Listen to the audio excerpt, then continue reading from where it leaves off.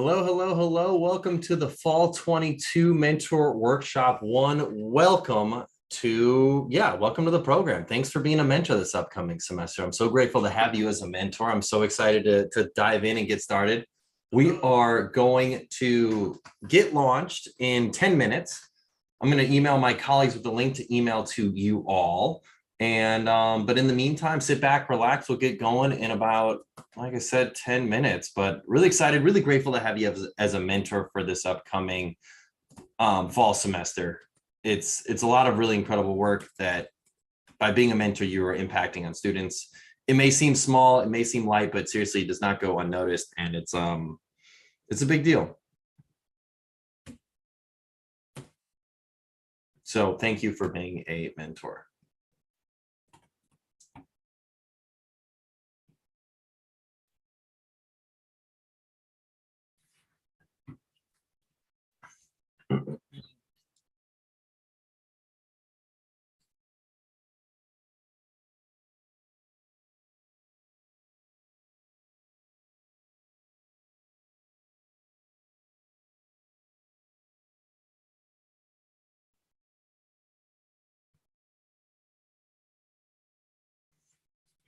Okay.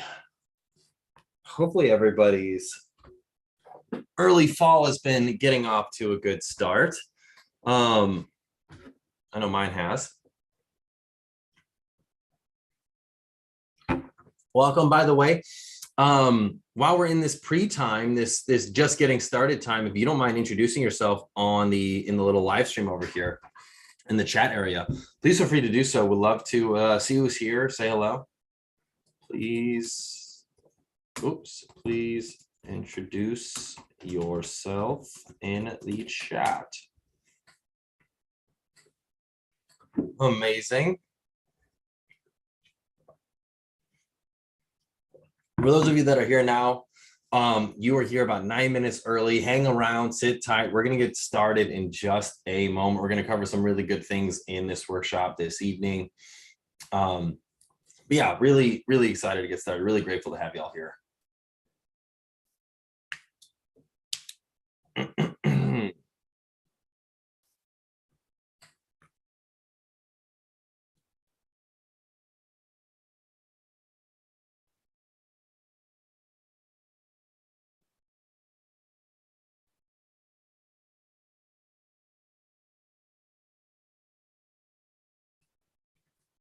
All righty.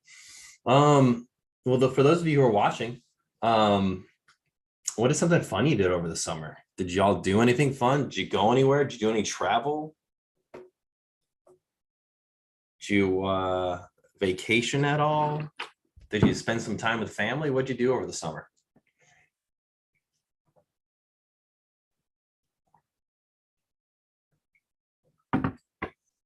By the way, I drink this giant jug of water. It keeps me hydrated.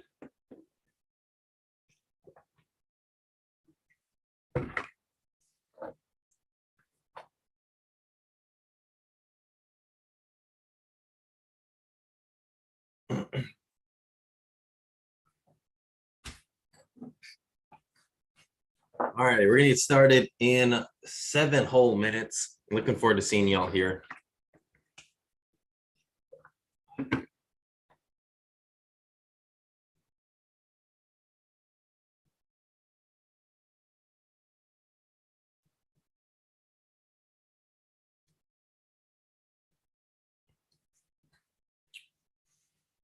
I'm just looking at the ooh, we got some more people. Hey, welcome everybody. Welcome.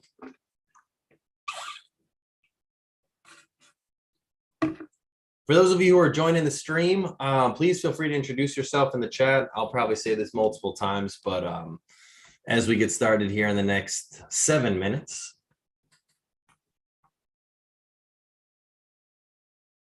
Oh, thanks, Chelsea. Well, hey, for those of you who are just logging in, introduce yourself in the chat. Chelsea is one of the colleagues that are one of the couple of people that are in the chat to get started. We are, by the way, 6 minutes early, so we're just getting going.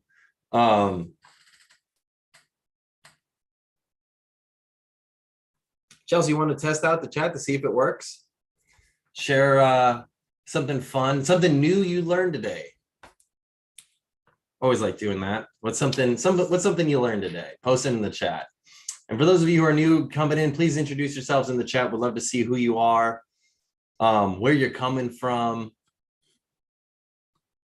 Melissa, hey Melissa from South Carolina here. Well, welcome Melissa. Thank you so much for being a mentor. Super grateful to have you as a mentor this upcoming fall semester.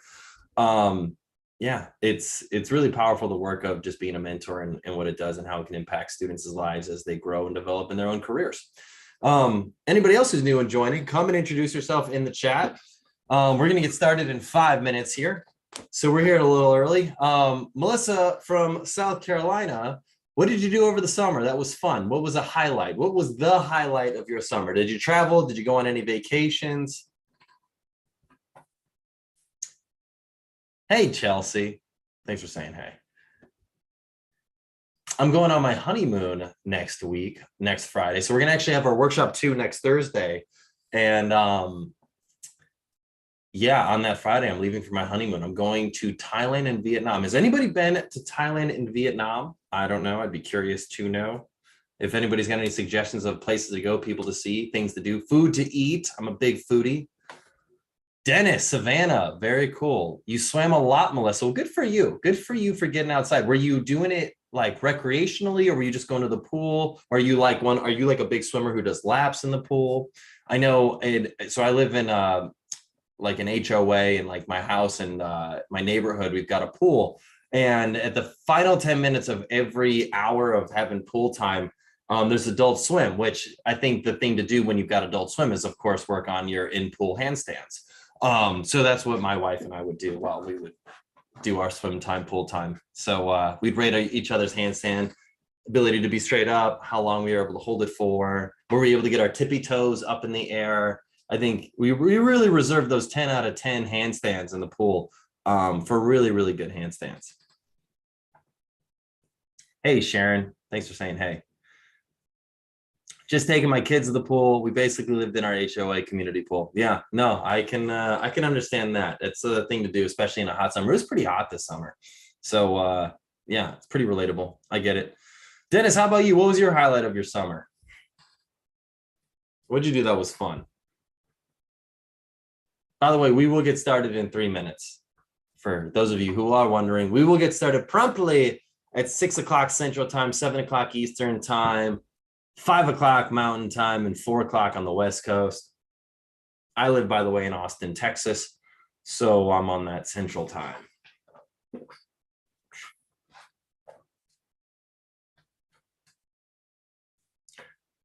Rachel, thanks. From Connecticut. A lot of East Coasters here. Very cool. Rachel, thanks for saying hey. Thanks for introducing yourself.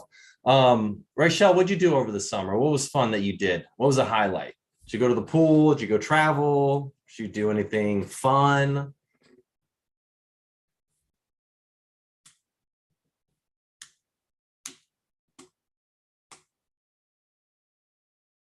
It's so funny when I'm watching the chat as I'm doing this video, there's always this delay.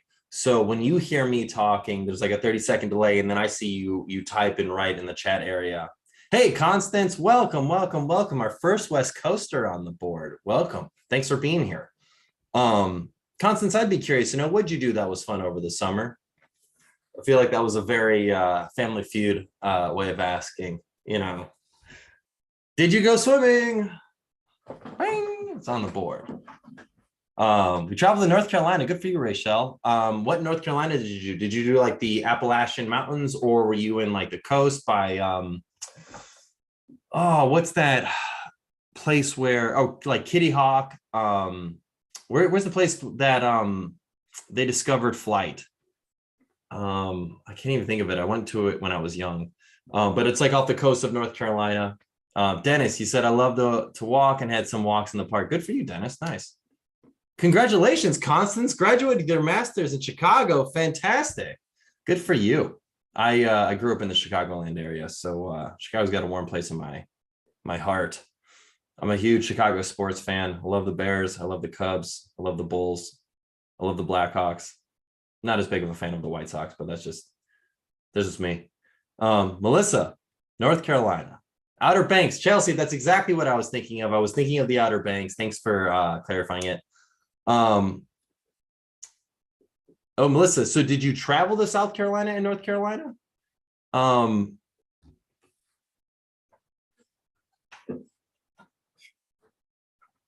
right, we're gonna get started in like 30 seconds. We're almost here. Welcome everybody. Thanks for being here.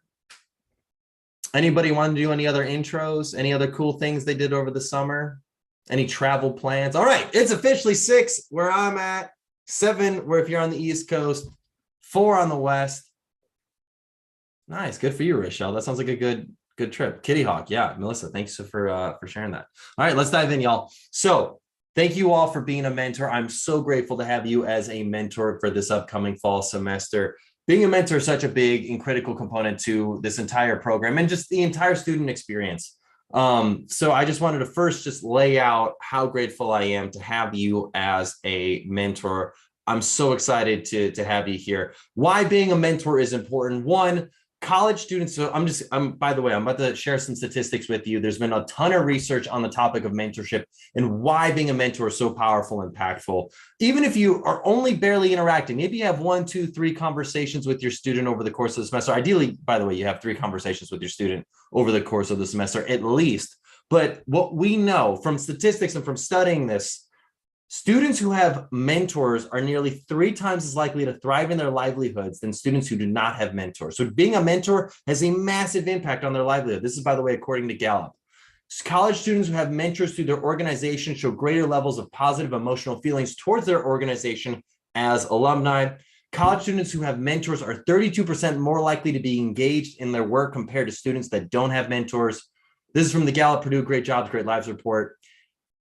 And just outside of being the impact to the students, being a mentor is extremely rewarding in the sense that it can teach you new things and provide you somebody in which you can bounce things off of. So anyways, by being a mentor, you're having a really big impact on students' lives. And I'm so grateful that you are. It's really rewarding. It's really powerful. It can really change people's lives. Even if you feel like you're only having a small impact, just by being there has a really, really, really big impact. By the way, I wanted to introduce myself. My name is Garrett Mintz. I'm the founder of Ambition in Motion. I'm the person helping facilitate this mentor program. Before I give you my background, I wanted to mention one other thing. Beyond just serving higher ed and facilitating these mentor programs in the university setting, we also run mentor programs within companies. We also run executive mentor programs. So for example, if you lead a team, if you're leading a group of employees at your company, whether that be you a manager, a director, a vice president, a CEO, whatever you may be within your role, we actually have executive mastermind groups where we bring leaders together for their own mentorship, whether it's on a peer level. So if you're interested in that, please feel free to reach out to my colleagues, Chelsea or Sharon at the support or Chelsea emails. They've been emailing you, by the way. That's how you got here today. But anyways, if you're interested in those mastermind groups, please feel free to reach out. I'd love to chat with you to see if our program's a fit. But when it comes to the mentor program, this is our bread and butter. This is something we've been doing for a very, very long time. I felt what might make sense is if I just explain who I am, where our team comes from, why we do what we do, and just give you context and background. So to get started, our vision at Ambition in Motion is a world where the vast majority of people are excited to go to work. When they are there, their expectations meet reality. When they come home, they feel fulfilled. Everything we do works towards that outcome. Now, I got started on this path because I needed mentors in my life. By that, I just mean from age 15 to age 19, I was a drug dealer. And at the end of my freshman year at Indiana University, I got arrested. I received 5 felony distribution charges. I was expelled from school. I was facing prison time. I had no idea what I was going to do with my life or where I was going to go or what my next step in life would be. But fortunately, I had some people in my life that saw something in me that I didn't quite see in myself, and they gave me opportunities. And from then on out, I started helping out other young men and women who had made similar choices as me get mentors. And then eventually that expanded into higher education, connecting college students with alumni for mentorship.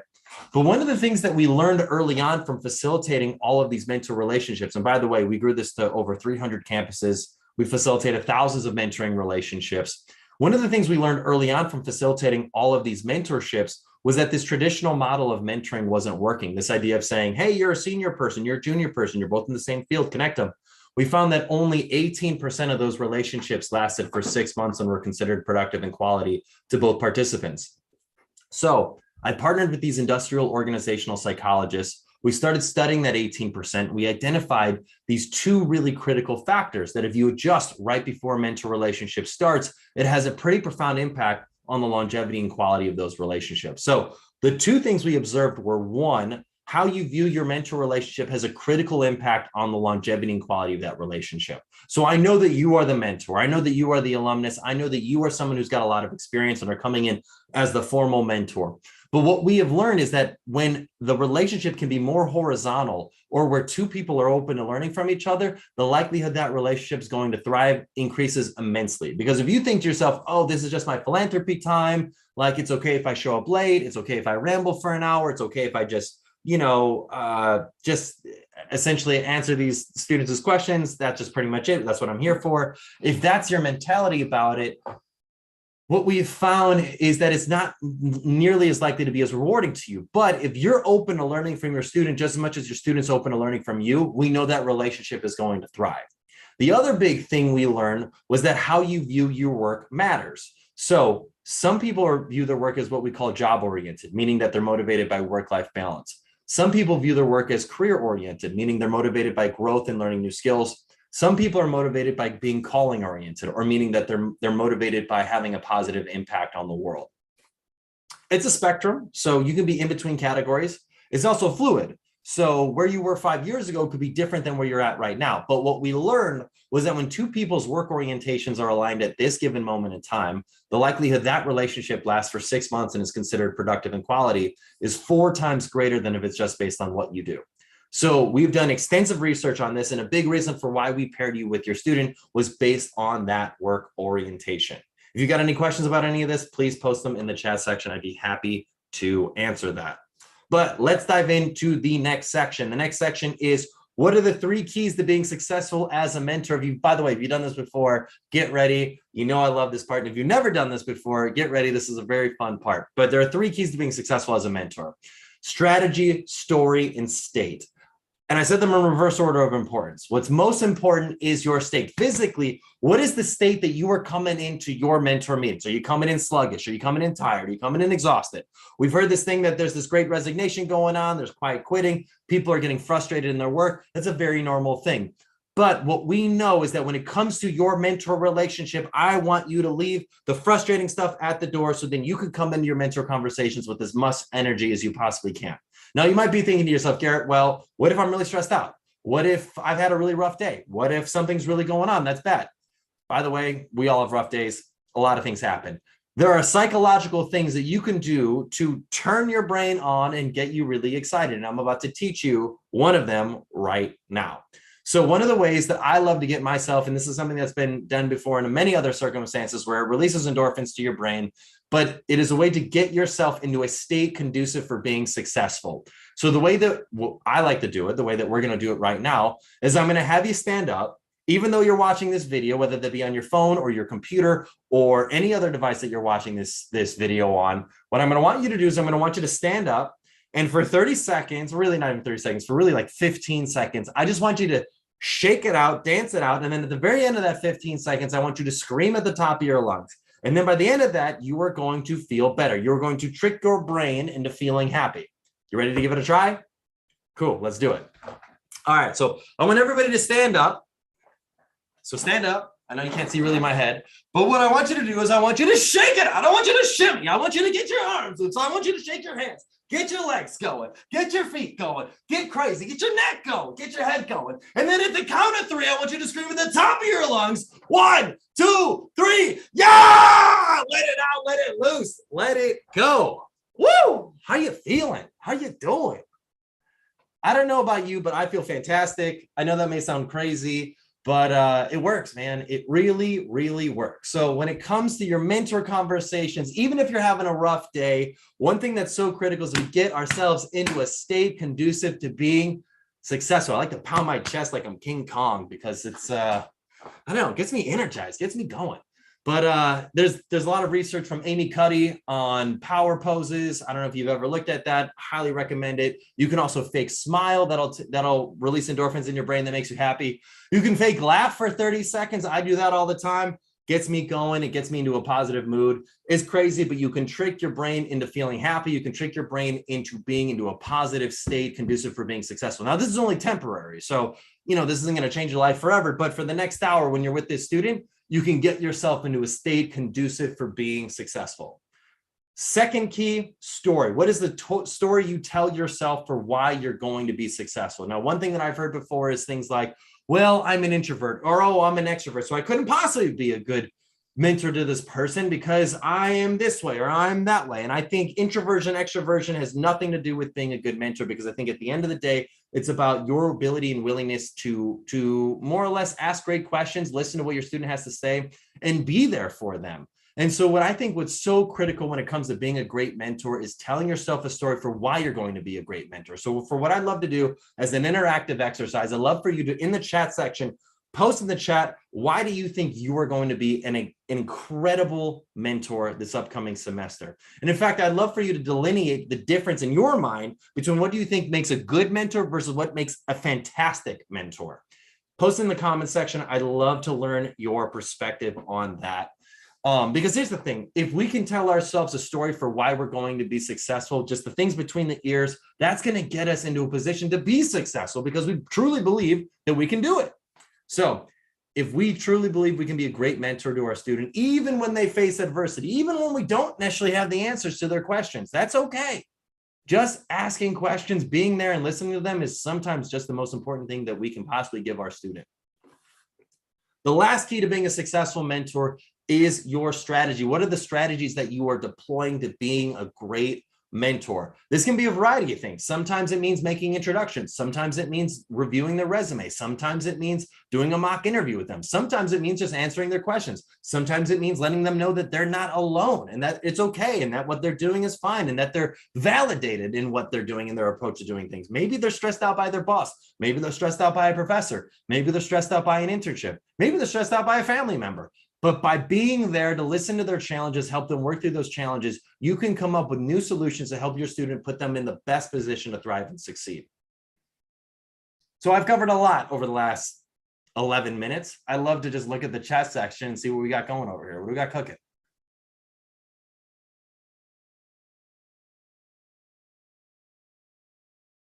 Awesome. Melissa, you're going to be a successful mentor because of my passion to help other people excel. I love that. I love the energy and the caps lock and the exclamation points. That's fantastic, Melissa.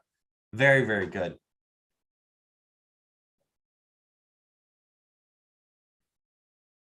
Post other reasons for why you're going to be successful in the chat. Other people. Constance, Rachel,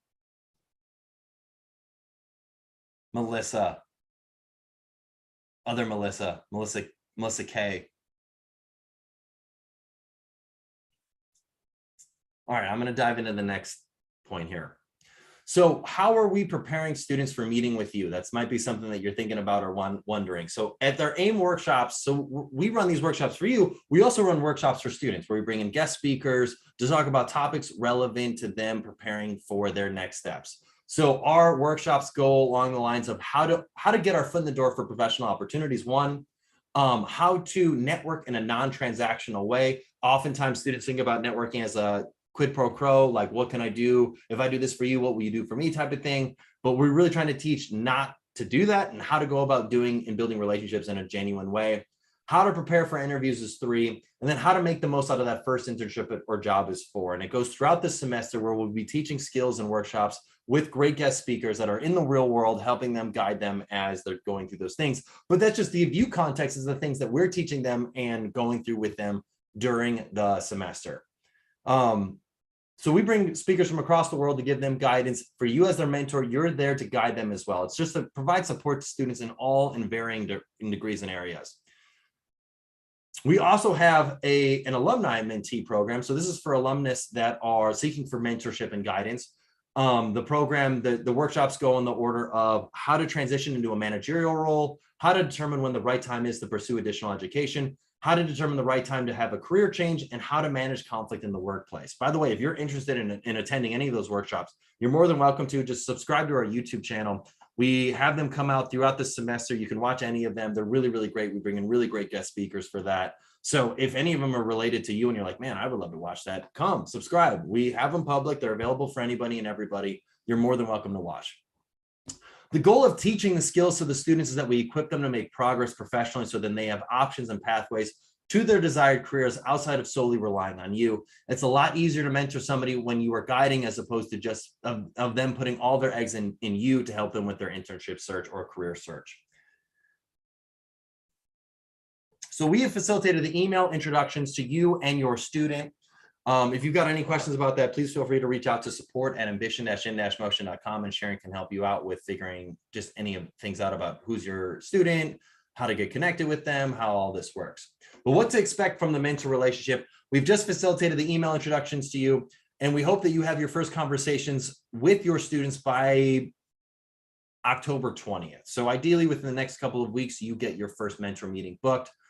You can expect your student to have a varying degree of progress towards their career goals. Some of them, they aren't expecting you to have all the answers to them. Some of them might be freshmen in college. Some of them might be seniors. Some of them might be grad students. Some of them might be alumnus. What we know is that the best mentors ask the best questions and take the time to listen. We'll be running workshops for you throughout the 12-week program to teach skills, provide tips, and give insight into how you can improve your relationship with your mentee and answer any questions you may have.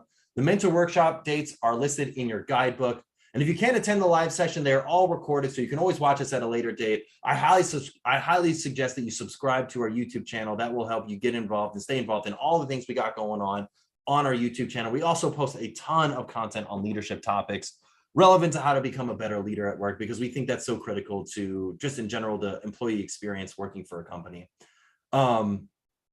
Anyways, yeah, that's pretty much it. By the way, if we are not connected on LinkedIn, please feel free to send me a connection request. I post a ton of content on LinkedIn as well about leadership and topics relevant to leadership. I love to connect with you there.